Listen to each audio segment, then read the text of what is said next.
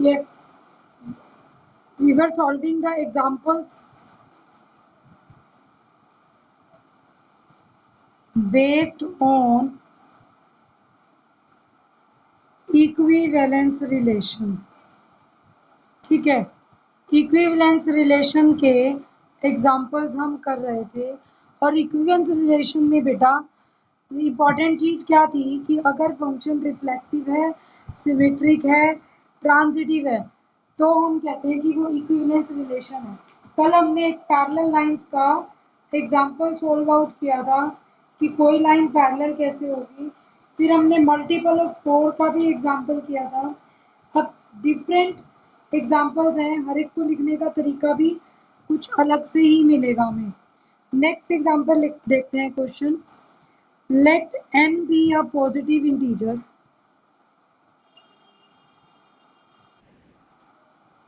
हमने मान लिया n एक पॉजिटिव इंटीजर है। Prove that relation R on set Z of all integers defined by a b belonging to R if and only if a minus b is divisible by n। ये given है, मुझे prove करना है this is an equivalence relation.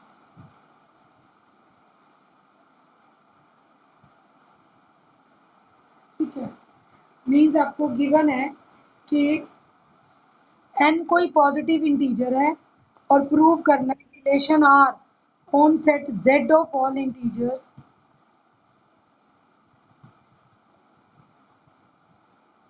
Defined by AB belonging to R if and only. कोई भी AB R से तब belong करेगा अगर A minus B divisible by n होगा। तो सॉल्यूशन में कल हमने किया था, पहले तो हम लिखेंगे R कैसा सेट है, A कोमा B के एलिमेंट्स का सेट है such that A B integer से बिलोंग करते हैं and A minus B is divisible by n। ये चीज आपको गिवन है। तो अगर हम इसको सॉल्यूशन में करें तो फर्स्ट पार्ट में क्या लेंगे, we know that for any A belonging to Z, कोई भी ए इंटीजर का ले लें, A minus A is equal to 0 आएगा, जिसको हम लिख सकते हैं 0 को 0 मल्टीप्लाई एन, दैट इज जो एन का मल्टीपल आ गया तो which is divisible by N. ये आपका n से डिविजिबल हो जाएगा। Therefore A belongs to R for every A belongs to Z। For every A belongs to Z, क्योंकि A माइनस ए 0 हो गया, 0 n का मल्टीपल होगा, तो ये क्या बन जाएगा, A belongs to R for every A belonging to Z। This implies अगर हमने A बिलोंगिंग टू R लिया है तो हमारे पास एक इम्पॉर्टेंट प्रॉपर्टी क्या आ जाएगी, वी से this implies R is reflexive, R reflexive हो जाएगा। सेकेंड प्रॉपर्टी में लिखेंगे late AB belongs to R where A comma B belongs to Z। This implies A minus B is divisible by n। This implies A minus B, हमने मान लिया A B अगर are से belong करता है तो इसका मतलब ए माइनस बी एन से डिवाइड करेगा। अगर कोई चीज़ एन से डिवाइड कर रही है तो वो एन का कोई मल्टीपल होगी for some Q belonging to Z, मतलब एन इंटू कुछ आ जाएगा। अगर ये एन सम के बिलोंगिंग टू जेड, अगर ये एन का मल्टीपल आ गया तो फॉर सम के बिलोंगिंग टू जेड है, तो what we will write, this implies B minus A क्या हो जाएगा, माइनस एन के, मैंने यहाँ से माइनस कॉमन लिया, यहाँ लगा दिया, for K belonging to Z. This implies B minus A is N into minus K for, अगर के जेड से बिलोंग करता है तो माइनस के भी जेड से बिलोंग करता है, इट मीन्स क्या हो गया कि b minus A N into फिर मल्टीपल आ गया, this implies b minus A is divisible by n, और जो चीज n से डिवाइड हो चुकी है that is B A belongs to R. तो अगर A B belongs to R, thus A B belongs to R implies B A belongs to R, therefore R is symmetric। अब आपका R सिमेट्रिक हो जाएगा। फिर नेक्स्ट थर्ड प्रॉपर्टी में सभी question ऐसे ही करने हैं और बहुत ध्यान से देख देख कर करोगे एक एक क्वेश्चन को, ठीक है। नेक्स्ट आएगा ट्रांजिटिव। ट्रांजिटिव के लिए लेंगे let A B belongs to R and B C belongs to R, where ये जो ए बी सी तीनों हैं ये जेड से बिलोंग करते हैं। This implies A minus B and B minus C, क्योंकि अगर ए बी बिलोंग करता है तो A minus B divisible by N होगा, और अगर बी माइनस सी करता है तो B minus C divisible by N होगा। तो A minus B and B minus C are divisible by N, ये दोनों ही एन से डिविजिबल हो जाएंगे, और जब ये दोनों एन से डिविजिबल हो जाएंगे तो हम क्या लिखेंगे, this implies A minus B N into P ले लेते हैं and B minus C N into Q ले लेते हैं for some Q and P belonging to Z. Q भी जेड से बिलोंग करता है और पी भी जेड से बिलोंग करता है। This implies A minus B plus B minus C is N P plus N Q, तो N into P plus Q आ गया। This implies minus B plus B हो जाएगा, A minus C is N into L, where L is equal to P plus Q belonging to P Q integer थे तो उनका सम भी integer है। ए minus सी किसका मल्टीपल आ गया, एन का। This implies A C belongs to R, R is transitive. और अगर एक रिलेशन रिफ्लेक्सिव सिमेट्रिक ट्रांजिटिव तीनों हो जाए तो वो क्या बन जाएगा, इक्विवेलेंस रिलेशन बन जाएगा।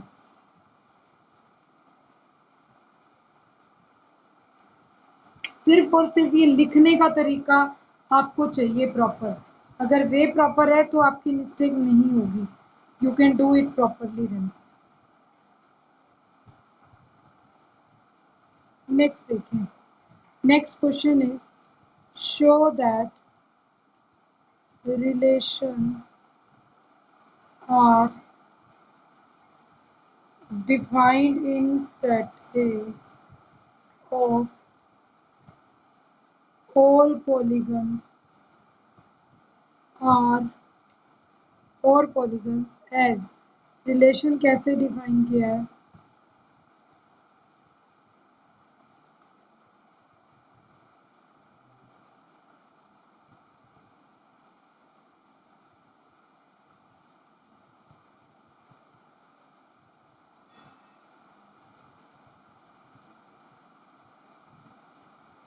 is an equivalence relation। What is set of all elements in A related to right angle triangle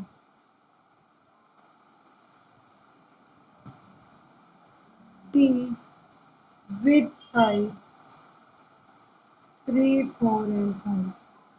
next question में ये बोल रहा है शो करिए कि अगर एक पॉलीगन है बेटा, आर एक सेट है जो सभी पॉलीगन्स का है।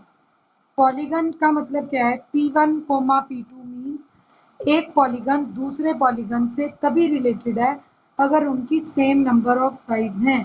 अब हम ये नहीं कह रहे कि उनकी शेप सेम है, 4 साइड्स का एक पॉलीगन है, 4 का दूसरा है, तो वो एक दूसरे से रिलेटेड होंगे। हमें दिखाना है कि ये इक्विवेलेंस है। फिर what is the set of all elements in A में क्या सेट होगा, जो राइट एंगल ट्रायंगल, वो भी एक पॉलीगन है, ठीक है, विथ साइड 3, 4 एंड 5, जिसकी साइड 3, 4, 5 होगी उससे रिलेटेड कौन कौन होंगे। तो पहले सॉल्यूशन करते हैं। हम लिखेंगे R is given P1, P2, polygon P1 and P2 have same number of sides.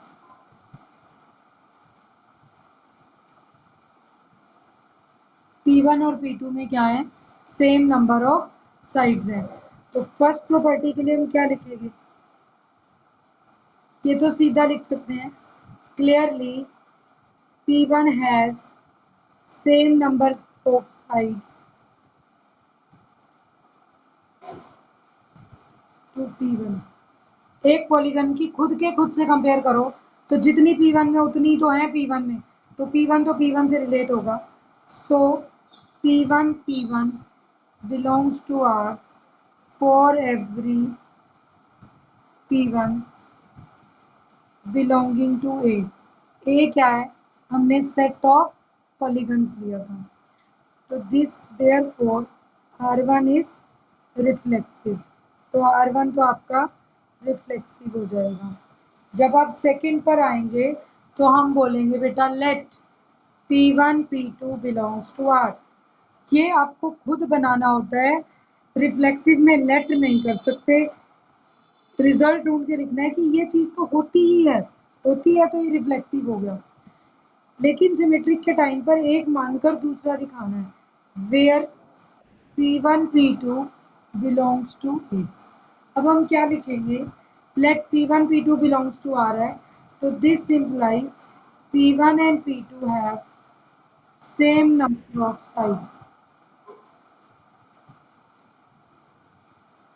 This implies P2 and P1 have same number of sides. अगर P1 P2 में सेम साइड्स हैं तो P2 आगे और पीछे P1 लिख दें, तब भी नंबर ऑफ साइड्स सेम रहेंगी। This implies P2 P1 belongs to R। तो अगर ये चीज आ जाए तो क्या लिख देंगे, P2 P1 belongs to R। Therefore P1 P2 belongs to R imply करता है कि P2 P1 भी R से बिलोंग करेगा, belongs to R, so therefore R is symmetric।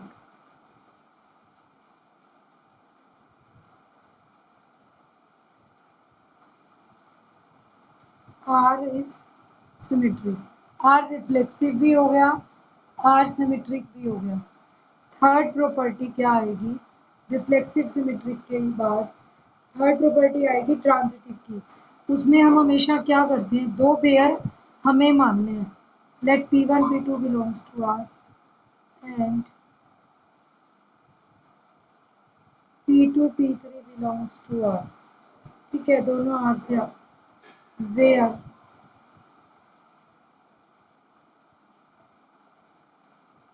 P1 P2 P3 belongs to A।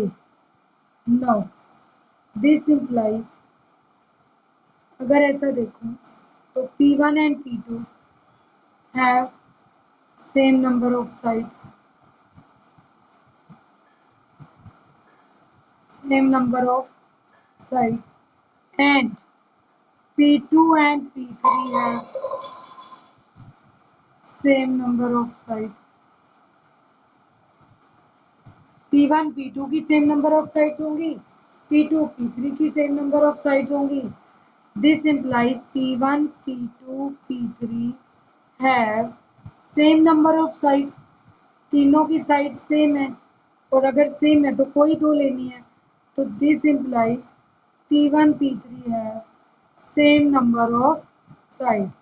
अब इनकी भी सारा क्वेश्चन थ्योरी पे बेस है, आपको थ्योरी ही बहुत अच्छे से लिखनी है। P1 P3 have same number of sides, इसका मतलब हो गया P1 P3 belongs to R। Therefore P1 P2 belongs to R and P2 P3 belongs to R implies P1 P3 belongs to R. So this implies R is transitive. Hence R is equivalence relation. इसी वजह से R क्या बन जाएगा बेटा, equivalence relation. हमने क्या किया कि अगर P1 P2 की सेम नंबर ऑफ साइड्स हैं, P2 P3 की सेम है, तो P1 P2 P3 की भी सेम होगी. कोई दो ले लेंगे तो P1 P3 की सेम है, तो P1 P3 अगर R से बिलोंग करता है तो हम लिखेंगे P1 P2 belongs to R, P2 P3 belongs to R, तो P1 P3 also belongs to R, और this implies R is transitive. तो ये आपका इक्विवेलेंस रिलेशन बन गया. अब इसका जो सेकंड पार्ट था इसी एग्जाम्पल का, वो देखिए. सेकंड पार्ट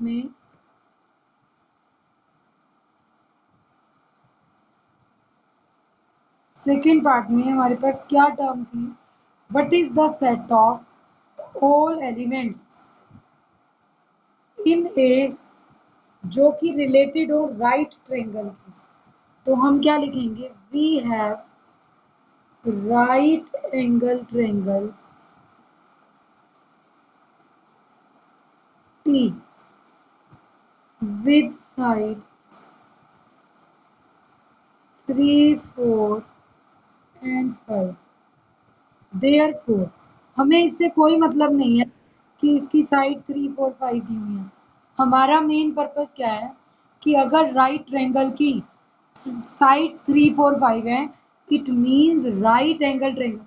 हम क्या कहेंगे, number of sides in T is equal to 3.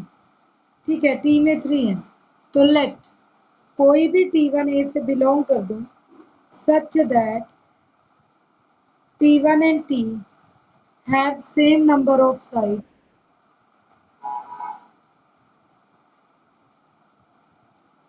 then T1 T belongs to R has same number sides हैं, T1 has number of sides 3. अब T1 में भी तो नंबर ऑफ साइड 3 होंगी. भाई एक ट्रायंगल दिया हुआ है, ट्रायंगल में ये कह रहा है साइड है 3, 4, 5. एक्चुअल में कंफ्यूज करने के लिए दिया है. बेसिकली क्या कहना चाह रहा है, भाई ट्रायंगल की डायमेंशन कुछ भी हो, हमें इससे ये पता चलता है कि एक ट्रायंगल की 3 साइड्स हैं. और हम जो ये क्वेश्चन कर रहे थे उसमें हमने शेप और लेंथ को लिया ही नहीं था. हमने ये कहा था कि एक पॉलीगन दूसरे पॉलीगन से तभी रिलेटेड है जब उनकी नंबर ऑफ साइड सेम है. तो एक टी के अंदर कितनी साइड्स है, 3. तो कोई भी ट्रायंगल उठा लूं जिसके अंदर 3 साइड्स होंगी, वो T1 T से रिलेटेड हो जाएगा. और अगर नंबर ऑफ T1 में 3 साइड्स हैं तो T1 is a triangle, T1 is any triangle. T1 तो कोई भी ट्रायंगल हो सकता है फिर, ठीक है, 3 साइड्स वाला. तो दस हम क्या बोलेंगे बेटा, ऑल ट्रायंगल्स, चाहे स्केलीन है चाहे आइसोसेलेस है, कैसा भी ट्रायंगल हो, thus all triangles of are related to T. T से सभी के सभी ट्रायंगल्स रिलेट होंगे. इसने पूछा था क्या है sir,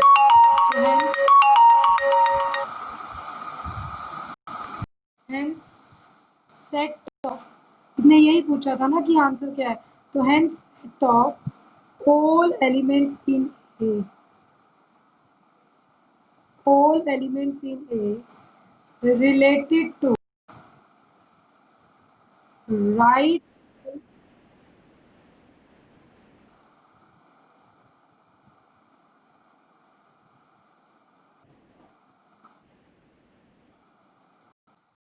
the set of all elements in A related to right angle triangle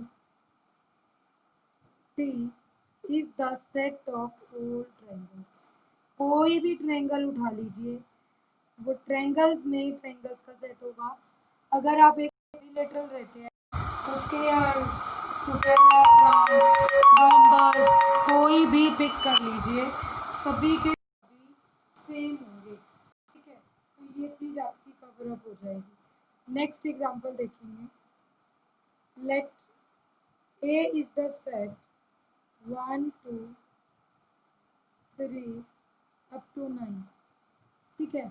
ए एक सेट है जिसके अंदर एलिमेंट्स हैं 1 2 3 up to 9 and R be relation in A.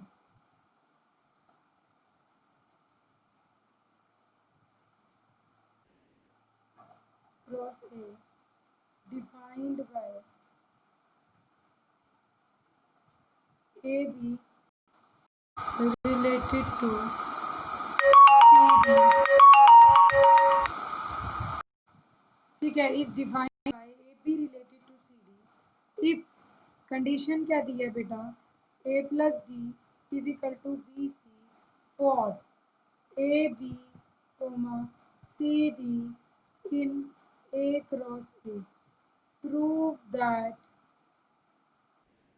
R is an equivalence relation। एक तो मुझे ये चीज प्रूव करनी है, दूसरा also obtain the equivalence class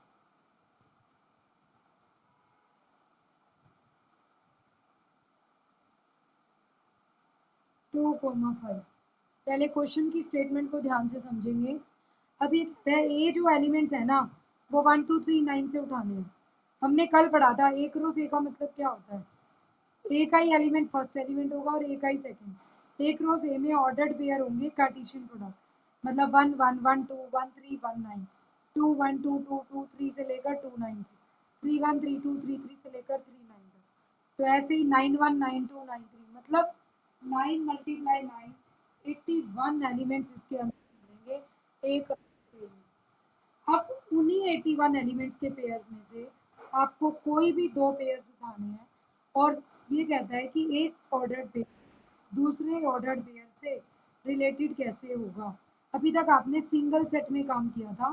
first example है जो ऑर्डर्ड पेयर का है, तो is defined by A B is related to C D. एक ऑर्डर्ड पेयर दूसरे ऑर्डर्ड पेयर से रिलेटेड होगा in A cross A, prove that R is an equivalence relation. Condition क्या दी है, ए बी सी डी से कब related है, जब ए प्लस डी बी प्लस सी के इक्वल है। सॉल्यूशन। अब इस सॉल्यूशन को करने के लिए मैं आपको एक साइड पे रफ बॉर्डर ड्रॉ कर रही हूँ। आपको हर क्वेश्चन का रफ वर्क सोचना पड़ेगा जो ऑर्डर्ड पेयर के क्वेश्चन होंगे। इसने क्या बोला बेटा, ए बी सी डी के रिलेटेड है कब, व्हेन ए प्लस डी। ध्यान से देखो तो ए प्लस डी का मतलब क्या है, फर्स्ट एलिमेंट पहले ऑर्डर पेयर का फर्स्ट, दूसरे ऑर्डर पेयर का लास्ट, या ये कह दो कि 4 नंबर लिख दिए सीरीज में, तो फर्स्ट और लास्ट और सेकंड और थर्ड, अगर इनका सम इक्वल आता है तो आपका ऑर्डर पेयर रिलेटेड होगा। अब मुझे यहाँ पर अगर दिखाना हो तो फर्स्ट के लिए रिफ्लेक्सिव है तो मुझे क्या दिखाना पड़ेगा, A B related to A B ही दिखाना है। तो क्या दिखाना पड़ेगा, for all A B belonging to A cross A we know that. अब इसको लिखेंगे कैसे, ये तो माइंड में आपको पहले रफ वर्क करना है।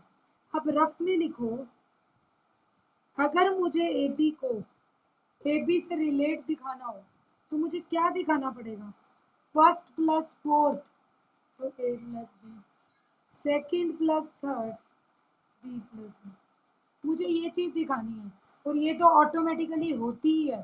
तो आप क्या लिख दोगे, we know that A plus B is equal to B plus A for, किसके लिए होगा, for A comma B belonging to A as by commutative law of addition.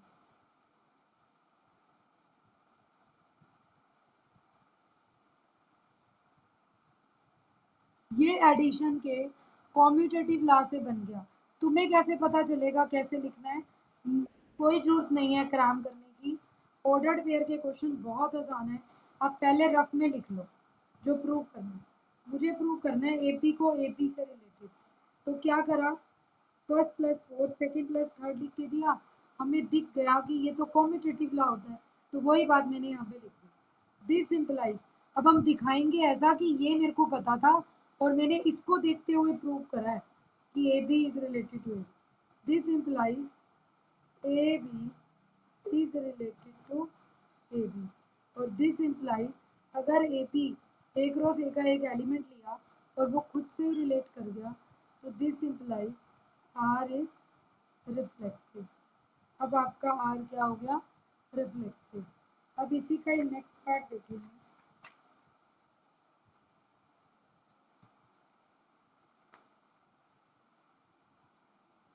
Next क्या आएगा? सिमेट्रिक। सिमेट्रिक कैसे करेंगे? Second part, R is symmetric. Symmetric show करना हो तो आप दो लेने पड़ेंगे। For all A comma B, C comma D belonging to A cross A, हमने ये मान लिया। Let A B is related to C D. For all लिखने का मतलब कि आप कोई भी ए बी और सी डी, कोई भी एक पेयर ए क्रॉस ए में से पिक कर लीजिए, ठीक है। A B is related to C D, हमने इसमें से पेयर पिक कर लिया। पिक करने के बाद अब A B is related to C D let कर लिया। दिस सिंपलाइज, आपका रफ वर्क क्या कहता है? अगर ए बी सी डी है, फर्स्ट और फोर्थ का sum is equal to second और थर्ड का सम, ये तो आपको गिवन है, तो ये चीज होनी चाहिए। अब आप रफ में लिखेंगे बेटा, क्या मुझे क्या प्रूव करना है? सी डी आगे आ जाए और ए बी पीछे आ जाए, तो हमें प्रूव करना है C D related to A B कब होगा। अब रफ में लिखोगे आपको खुद समझ में आ जाएगा क्या करना है। C D related to A B कब होगा बेटा? First plus fourth, C plus B, second plus third, D plus A. अगर मैं इसको ऐसा लिख दूं तो मैं डायरेक्टली लिख दूंगी C D is related to A B. अब इस चीज को लिखने के लिए मुझे क्या करना है? ए डी तो पीछे चला जाना चाहिए। हम लिखेंगे दिस इम्प्लाइज, अगर ए प्लस डी बी प्लस सी के बराबर है तो बी प्लस सी को भी ए प्लस डी लिख सकते हैं। This implies B plus C को सी प्लस बी लिख सकते हैं और ए प्लस डी को B plus A, because addition is commutative. या ऐसे लिख दो, by commutative law of addition, by commutative law of addition, ये चीज आ गई। दिस इम्प्लाइज, अब आपने रफ में तो लिख ही रखा है क्या प्रूव करना है, वो आ ही गया, सीधा लिख दो C D is related to A B. A B C D से रिलेट किया था, सी डी ए बी से आ गया। This implies R is symmetric on A cross A, क्योंकि आप ए क्रॉस ए के एलिमेंट्स लेकर चल रहे हैं। थर्ड, थर्ड में क्या दिखाना है? ट्रांजिटिव। ट्रांजिटिव शो करने के लिए for all A B C D E F belonging to A cross A, we have ने मान लिया। Let A B is related to C D and C D is related to E F. हमने मान लिया A B C D के related है, C D E F के related है। दिस इम्प्लाइज अगर ए बी सी डी क्या है तो first plus fourth A plus D B plus C and first plus fourth C plus F, second plus third D plus E, ये आपको given है। Rough में जाइए और पहले ढूंढ लीजिए कि आपको फाइंड आउट कीजिए कि आपको क्या सॉल्व करना है। अगर मुझे ट्रांजिटिव दिखाना हो तो मुझे क्या करना है? अगर ए बी सी डी से रिलेटेड है, सी डी ई एफ से रिलेटेड है, तो बीच वाला गायब हो जाता है ना। हम कहते हैं A is related to B, B is related to C, तो प्रूव करते हैं A is related to C, तो अब भी ये होगा ए बी सी डी के related, C D E F के।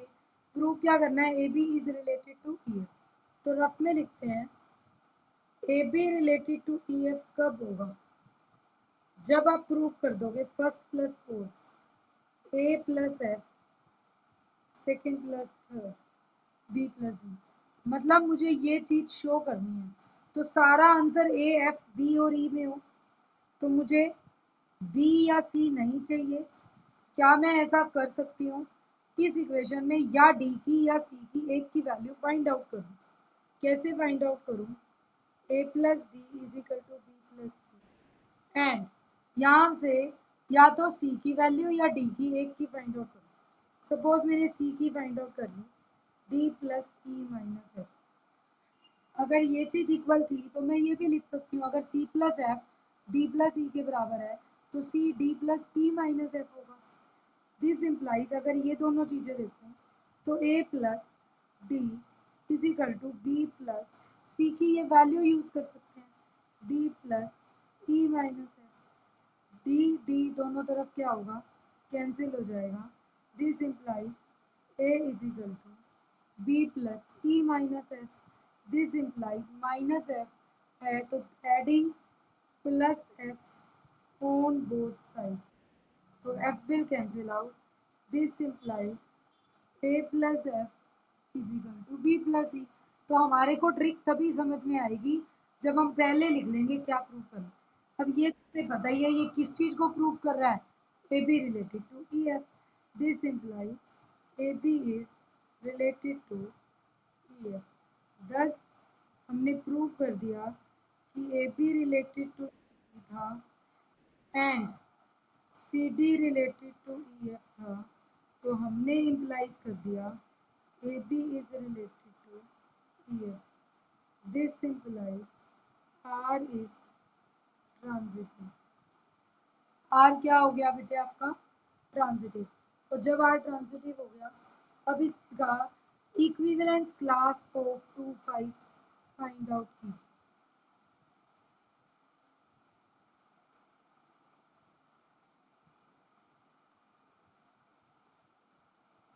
इक्विवेलेंस क्लास ऑफ 2 5 कैसे लिखेंगे, कहने का मतलब इक्विवेलेंस क्लास का मतलब होता है बेटे इस एलिमेंट से जितने भी एलिमेंट रिलेट करते हैं वो सभी इसी की इक्विवेलेंस क्लास का मेंबर है। तो हम क्या लिख देंगे, इसके अंदर वो सभी एक्स वाई है सच दैट वो X Y A cross A से बिलोंग करने चाहिए और सभी एक्स वाई रिलेटेड होने चाहिए 2 5 से, 2 5 के रिलेटेड एलिमेंट्स होने चाहिए। तो हमें बनाना पड़ेगा ये भी प्रूफ। कैसे प्रूफ करेंगे, सभी एलिमेंट्स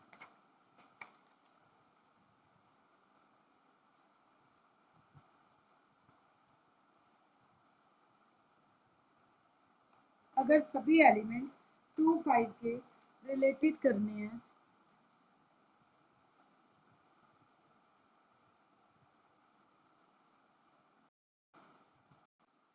अगर सभी एलिमेंट 2 5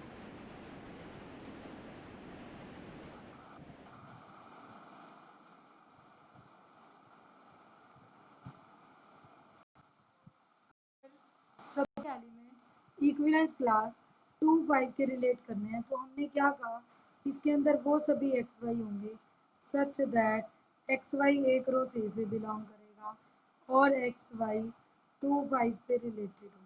अब आप इसी की डेफिनेशन को लिखते जाइए, क्वेश्चन अपने आप सोल्व हो जाएगा। कहने का मतलब रिलेटेड का मीनिंग क्या है, first plus fourth X plus 5 is equal to Y plus 2। X plus 5 किसके इक्वल हो जाएगा, वाई प्लस 2 के।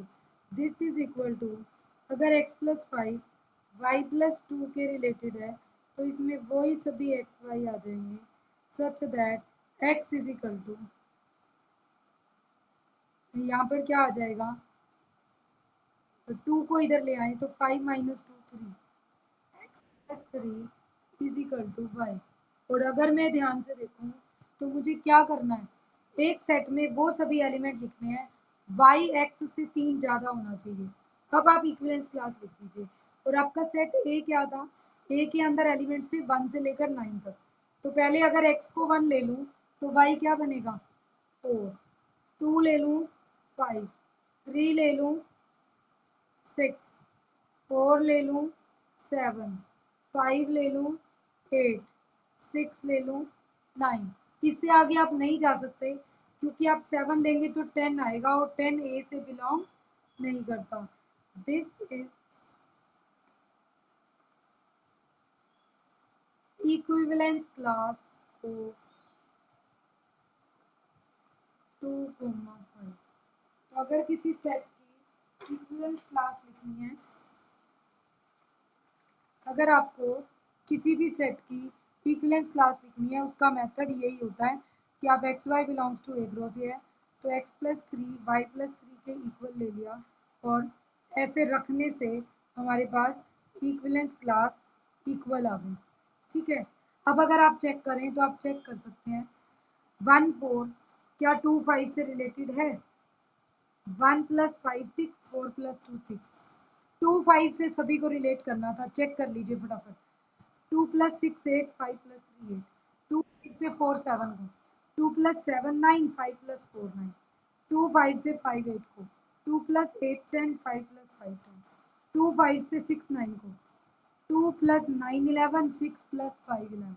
फर्स्ट और फोर्थ करते गए, सेकंड और थर्ड। ये सभी रिलेटेड है बट ऐसे टाइम लगता है। अगर डेफिनेशन लिख लें तो एक रिलेशन मिल गया कि वाई एक्स का एक्स से कितना ज़्यादा है या कितना कम है। जो भी रिलेशन तैयार होगा आप वैसे लिखते जाएंगे तो आपकी इक्वेशन